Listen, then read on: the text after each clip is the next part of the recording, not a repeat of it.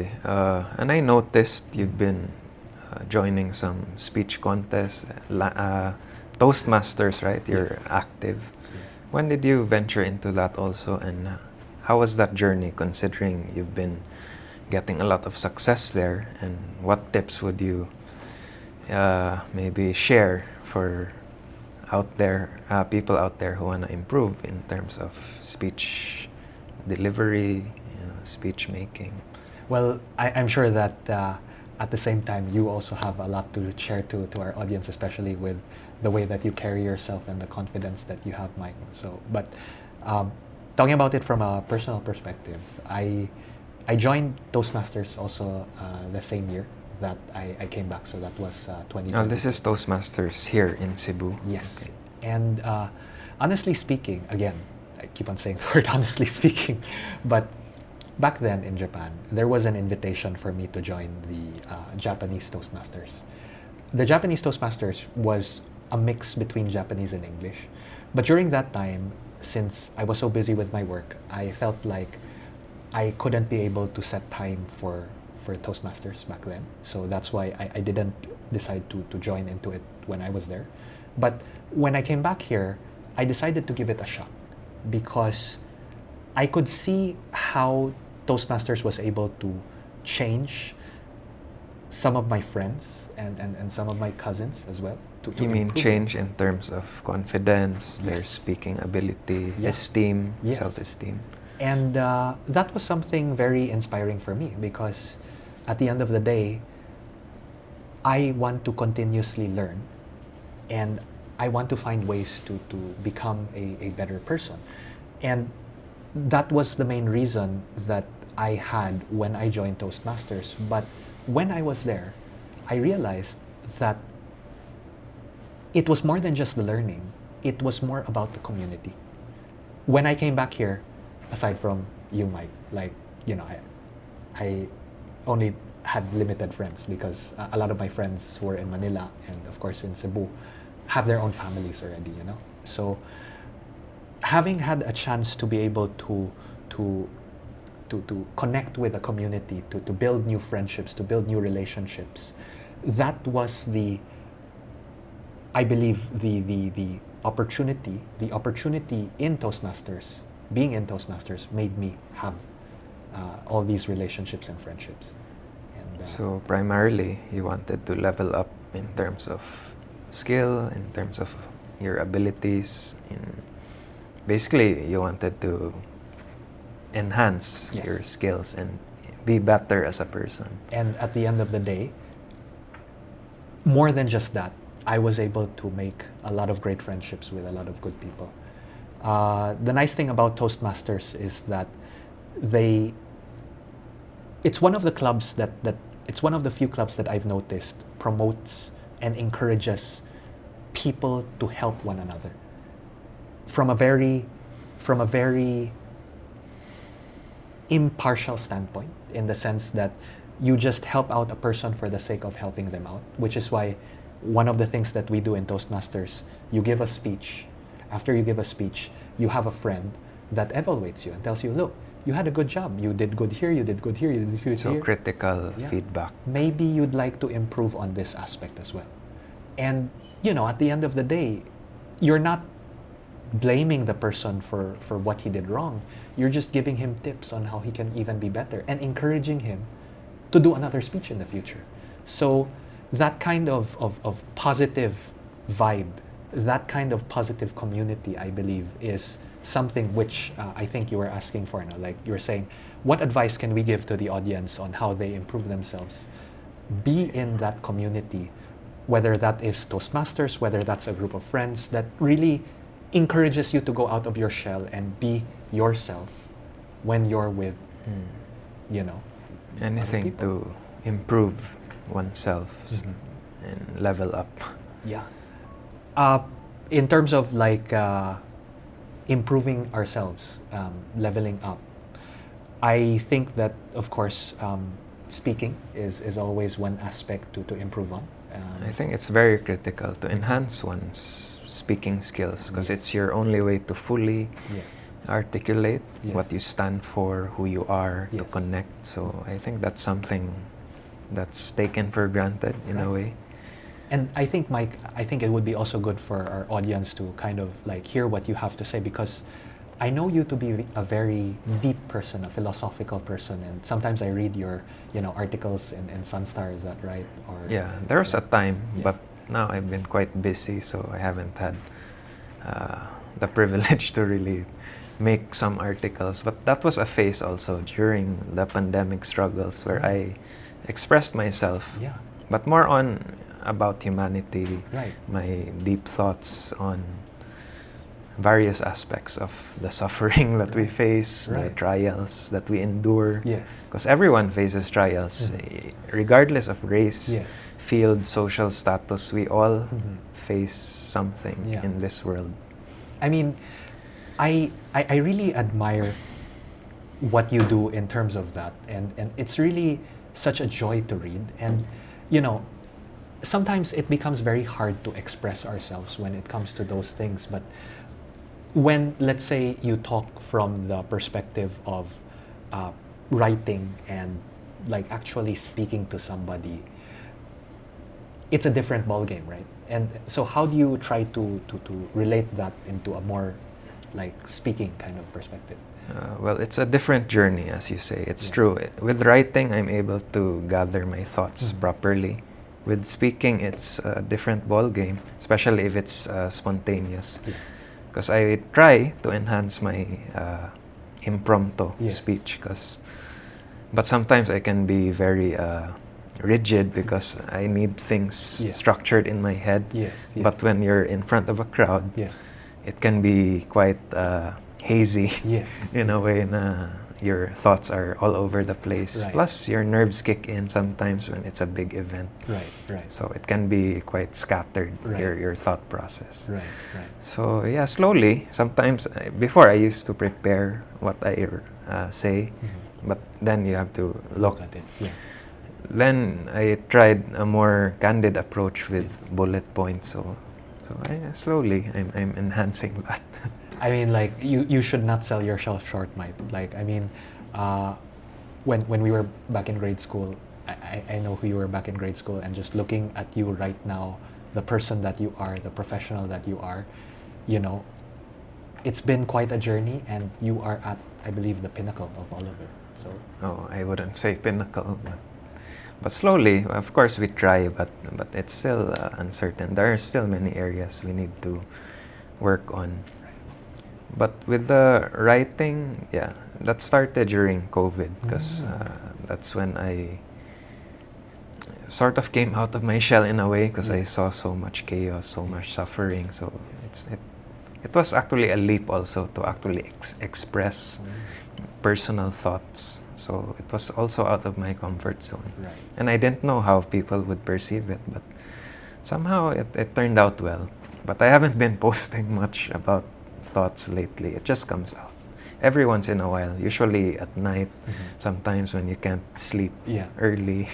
So I just sort of unload there. Right. Right. But maybe it's also innate with my personality, because I think it varies Yes. with the different personalities we have. So Yeah. it's a different knack for everyone. True. But I think we each have our value in our own way. Yes. Like someone can be good at speaking or writing, but some can excel in other fields, but Yes. they're not necessarily recognized. True. So, True. example, like how often do we recognize guards or janitors who excel Yes. at their job, or plumbers, True. but they're often overlooked. Yes. So it's always people in the limelight who tend to shine, but equally the skill set required is similar. Agree. Yeah. I mean, every person has their own story, and Yeah. every person has something that they are doing, whether that is because of circumstance or whether it is because that is what they want to do. And what we can do is just really respect and try to support them in what they need to do to be the best they can be. Yeah. Some of us are just more privileged. Yes. Yeah. But some are equally as good or even better, but they just don't have that opportunity to shine. Right. So as I said, everyone has their own value. Hopefully things start to equalize in the future, that everyone really gets an equal shot at, you know, being what they want to be, despite everything. Yeah. So yeah. Anyway, going back maybe on a lighter subject, Sure. we were classmates, Yeah. if you remember. Yes, yes. Back in the first grade up until The sixth grade, we finished. Oh, the sixth, whole- right. Yeah, we The finished whole the whole elementary. Yeah, yeah, yeah. And I had good memories of you. I know you were a straight A student. I was more of the unfocused type. Oh. I mean, I wasn't as focused as you in school, I remember. And you were more of the studious type, right?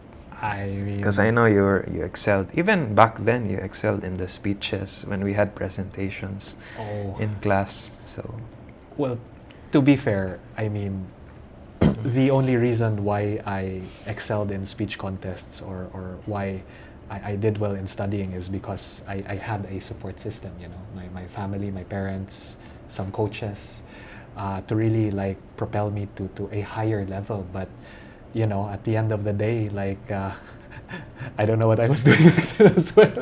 but I think you were better prepared in terms of orientation, the discipline. And it really showed because you were able to work with multinational companies, step out of your comfort zone and travel. Whereas me, I was more of within my comfort zone in comparison to you. Well, I did venture into some other areas, but not at the same level. So I think it also, you also bore the fruit of your labor back when you excelled in, You know, if in education, in of course early elementary years. I mean, like, if you're saying that, you know, like actually for me, it's the opposite. That, like, you know, I admire you because of all the things that you've done to put yourself here in this moment, to have an amazing family life, to have an amazing professional life, and you know, as I've said before, you inspire me, and you are a role Well, model. thank you, but it's not as easy as it looks. Of course it isn't. And yeah. of course, I have a lot of help. Yeah. Of course, we have employees, my brother, who I also commend greatly, my family, well, my mother, who's still quite active also in trying to plug in whatever is lacking. Yes, yes. So I'm grateful. I feel blessed also. So I'm thankful for all the opportunities that come. Right. Anything else you might want to talk about? Since this is just a very free flow. I mean, you know, like, when I came back, Or what's important to you that you might want to unload or express out there to whoever might see this in the future? I think maybe perhaps words that I'd like to share with our audience, with the people that are watching today, you know, is a very simple but cliche sort of phrase, you know, and that is to never stop.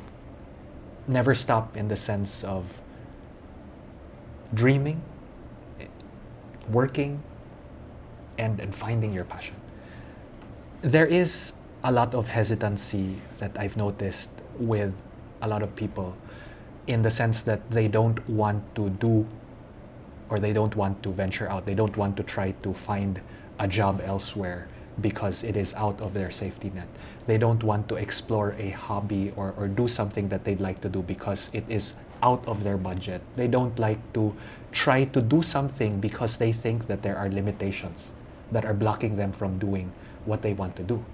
But for the longest time, again, and this was something I mentioned earlier, if we don't try to go beyond these limitations of ours, then we never really know how life can be beautiful.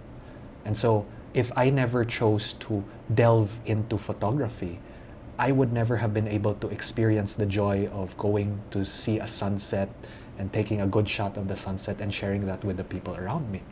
And so I think for me, and I think for everyone here in the audience today, I'd like to encourage everyone to look back into their lives, look back into the moments when they were young. Maybe you've had dreams, unfinished dreams, perhaps things in your bucket list that you couldn't do just because you didn't have the courage to do it. And if you do not feel scared. Do not feel ashamed. Do not be sad that you haven't done it. You still have the rest of your lives to do it. So as early as now, try to make that change, to really just go forth and be your best self, you know? Wow, So, nice message. I guess that's perhaps what I can share with everyone. Okay, maybe delving a bit into, I know you also cook, right? I Oh. saw some of your posts that you also tried making some pasta or some Japanese dishes. Yeah, yeah. What's your expertise? What cuisine? Oh, well, for me, I don't really have a specialty per se, in the sense that back then, when I was going to cook something, it was a very simple process for me. Like, day before, I would be in the CR, and then I'd be saying, what do I want to cook for tomorrow? Huh? And then I say, sige, I'll cook a steak. And then so I cook a steak. Generally for me, it's been a process of trial and error, and of course, trying to watch YouTube, taking some cooking classes back then, to really get a sense of how to cook. So far, I guess, if you're trying to ask like what my expertise in, I cook a lot of steaks. So your expertise is steaks? perhaps, but Yeah. Or what are you most proud of? Like, what's a must try if someone were to taste your cooking once only? What would you prepare? Well, I guess maybe that would be either my steaks or my fish and papillion. I'm not really a fan of fish, but there was this cooking style that I discovered that really gives the fish a whole new flavor, and that was through papillion. So it's the one with the parchment paper, and yeah, it's fairly easy to make. It's super delicious. It's super healthy. So yeah, I guess, you know, maybe that's something I can cook for you in the future. You know? Yeah, perhaps. Okay. What about your lifestyle? I know, of course, you do all the work that you do, photography, interpreting, Toastmasters. You're quite proactive. What about staying healthy? Are you into sports, physical activities, any other hobbies? That's actually something that honestly I really need to work on. And seeing you and your wife Miko, it is truly inspiring, because I believe you guys run every day, right? Well, not every day, but we do join some races, 12Ks, maybe Right. 21Ks eventually. Right. 42, I don't know, that's quite far, but we've been joining some 10K, 12K races. That's really inspiring. For me, I actually have been slacking a lot in that regard, because my mindset, unfortunately, and I'm trying to wean myself off of it. I'm trying to change it. Is that, like, look, I have work to do. I need to finish the work. Once I finish the work, if there's time, I'll exercise. But then again, here's the thing, and you'd probably relate to it. If you don't stop working, or if you don't put a stop to the work, then the work never stops, right? So that's the problem. Like, I just find myself working in the computer, and then I realize, oh, it's 5 p.m. now. And then I didn't exercise, I didn't do anything. And then in a few hours, I have to go and teach already online. So there's no more chance to exercise, you know? But I need to have that sort of mindset or regimen to stop, like maybe in the middle of the day, go to the gym, go swim, or just eat a little bit healthier, you know? I think that's something I need to work on. So you cook often at home, or do you get grab food or alternate once in a while? So when I go with my girlfriend right now, we go on dates. So when we go on dates, of course, that usually means having to eat out, or like getting grab food and just, you know, enjoying a meal together at home. But yeah, at home, when I'm at home, we usually cook. We try to make the food just as simple as possible, so that there's less preparation. And so what we try to do is we try to cook things like, let's say, um, sort of noodles, for instance, that, you know, like pancit, for example, that has all the meats and the carbs. So you have Healthy balance, Yes. protein, veggies, so it's all there. yeah, a 3-in-1 sort of thing. The go grow glow stuff. Right. Yeah, the usual. That's right. Yeah. Okay. How was your childhood like? Because we were children together. We basically spent most of our elementary time together. Yes. How was your childhood, and was it instrumental in truly molding you to who you are today? And who were some of your role models and influences growing up? I think that I've been very lucky. I suppose we've been very lucky to really have the parents that we have, because they make us who we are today. And I think that the fact of the matter is, when someone raises you in the right way, you just kind of want to give back, you know? And I think that for me, the reason why I try to help or be a nice guy in general, in the way I conduct my life, is because that's the way that my parents taught me when I was growing up, you know? You just be a friend to all. Why be an enemy? Or you just do what you can and then let God take care of the rest, you know? And for me, I try to live by that sort of philosophy that they taught me for so long, to just be an overall nice guy. And so I think with your next question about who my role models are, I suppose it's really my parents, and I think to a high regard my dad. With my dad, it's a little bit of a sort of mixed bag again, because for the longest time my dad was actually working in Butuan, and because he was working there, he was trying to support us. So for the longest time, and I think you've noticed this when we were in grade school back then, it was just my mom who was doing. I saw your mom more, but Right. I did catch glimpses of your dad once in a while, but it was primarily your mom. Right, because my dad was in Butuan. And so my dad was busy taking care of the funds, the finances, while my mom was here taking care of me. And so because of that, unfortunately, I never really had the chance to sort of, you know, connect with my dad to a deeper level when I was young. But when I had the chance to become independent, when I went to Japan, and now that I'm back here, I get more quality time with my dad. And throughout the years, I realized how much of a genuine and a generous person he has been. Because despite him having needs and wants of his own to want to be here with me, or despite having the need to want to travel around the world, to explore, to want to see all these things, to enjoy, he chooses to stay here. He chose to stay in Butuan to really make it such that me and my mom could be able to enjoy life. And so I don't know, I mean, for me, that in itself is worthy of being an inspiration. Because at the end of the day, right, when we are fathers, or when we are basically the man of the house, we need to think more than just ourselves, and we need to think of how we can benefit the people that depend on us.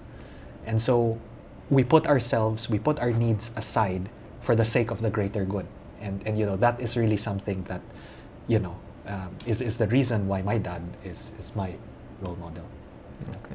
And I only hope that, you know, throughout the course of my life, I can only be half as good as him, you know. I think it boils down to taking in responsibility, impacting others, Yeah. impacting the community. Right, Yeah, right. ultimately. But you mentioned being a nice guy. Mhm. But there are times we do need to draw the line also in Yeah. making a stand also. Yeah. Right? Yeah. Sometimes there's a need for those Yes. healthy disagreements. Yes, yes. So without, of course, being a nice guy, but not losing yourself in the process, or Right. not being too politically correct, Right. or you just nod along. Because of course, we need to differentiate or make a statement or make a stand in Right. whatever disagreements, and that leads to realizations and progress. It's through dialogues like that. Discourse, yeah. Discourse. I agree, because going back to the example we talked about earlier of like how I dealt with like my bosses that were 50 years old while I was still 20 years old. The secret there that I learned was really to try to find common ground and to try to find what it is benefits them, so that I can provide that to them, so that by the end of the day, the two of us walk our separate ways happy and satisfied. So knowing what your worth is and knowing what you have to say, while also taking note of what that other person needs, having that balance and having that discourse, as you say, is the key. Yeah. Okay. What's your general philosophy in life, and what are some, do you have religious views, spiritual views that you subscribe to? Or yeah, what's your outlook in general in how you approach, of course, the uncertainties and where your life goes until, of course, we eventually pass on, while everybody dies eventually. So Yeah. what's your framework? I think that the philosophy I have in life is really just don't waste a single moment, you know. And for the longest time, again, I'll be honest with you, I was not doing that when I was in Japan, because again, I focused on the work, which was of course a very good thing in itself, but on the days that I had time to relax, I never did. I mean, I chose to just hide in my own house and just basically watch TV or just keep to myself. You know? But there were a lot of moments in my life where I learned that I should not waste a single moment. For instance, when I was in Japan, I had this chance to be with a Japanese girlfriend. And the reason that we broke up was because of differences in terms of work schedules and What about value system? Or value system. Like, honestly speaking, when you talk about value system with Japanese, it's not so different from Filipinos. Okay. Asian generally, Yeah. there are similar traits. Yes, but there's a slight difference when it comes to independence, because in the Philippines, we have close family ties. But in Japan, it's a little bit closer to America in the sense that by 18 or 19, when you're in college already, you go, you live your own life, you graduate, you take a job, you be self-sustaining.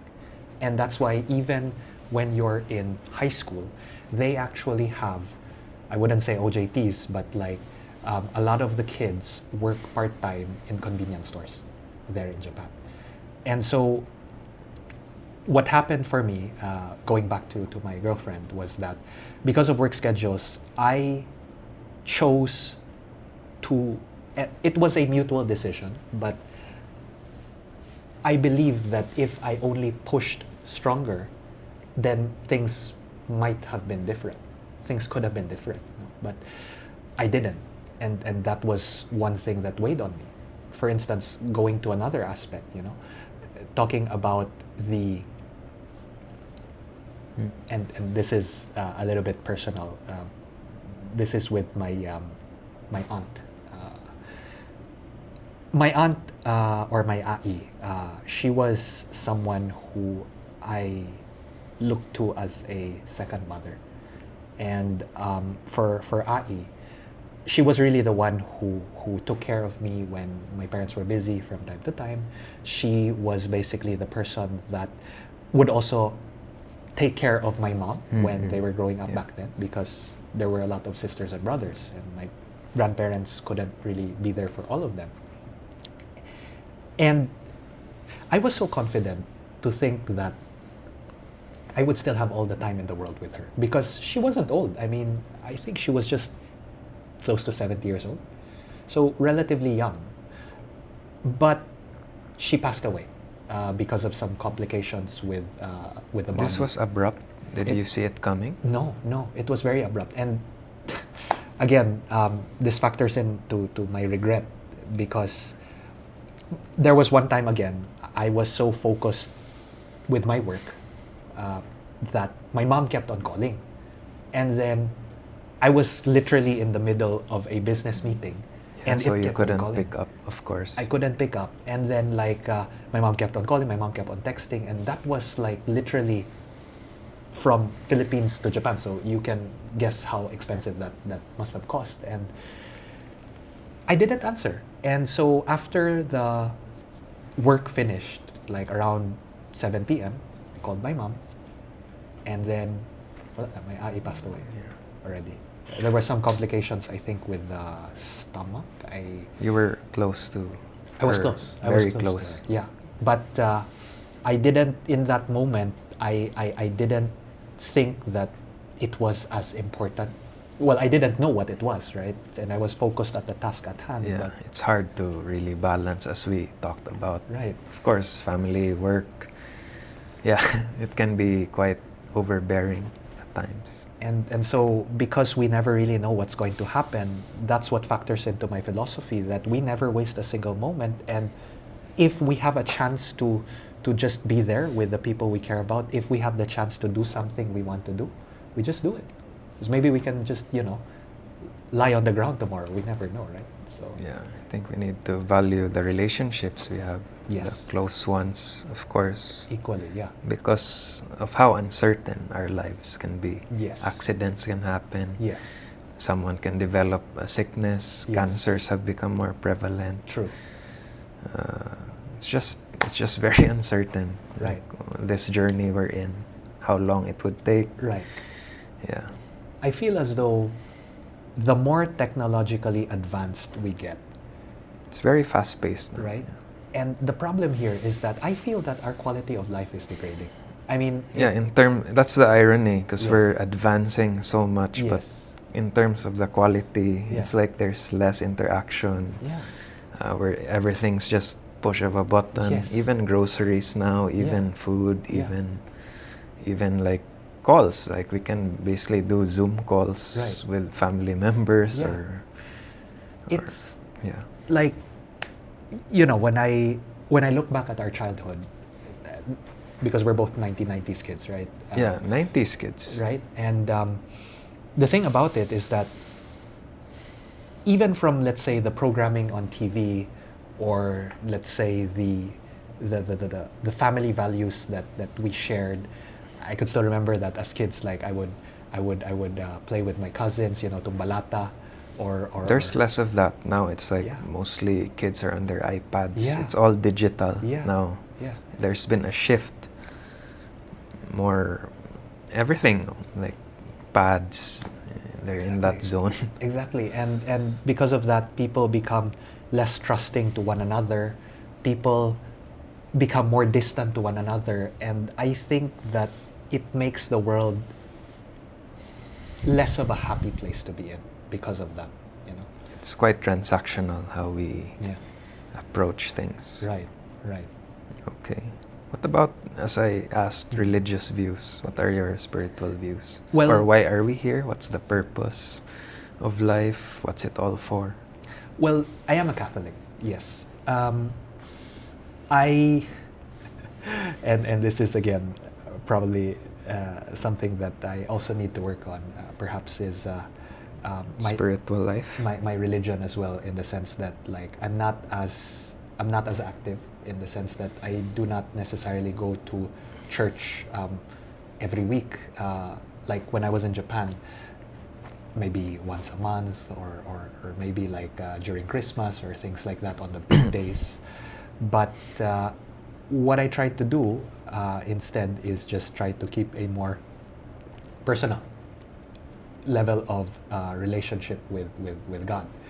And so I think that works better actually, because me, I've always been skeptical regarding, especially organized religion, where it's the setup. It's very much like very structured, very much like a company or a business, and it's led by some elders who have some of their own agenda also. So I'm quite cynical of that. I would prefer a more personal relationship with our Creator, and we seek guidance in how we embark the challenges, and as long as it leads to growth, maturity, improves your entire well-being, then I'm all for it. Right.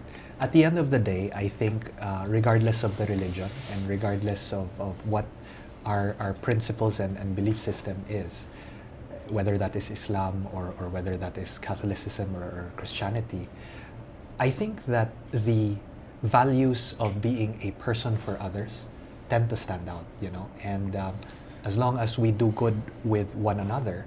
Yeah, I think morals still kick in, because I think it's innate for us to have that sense of right and wrong.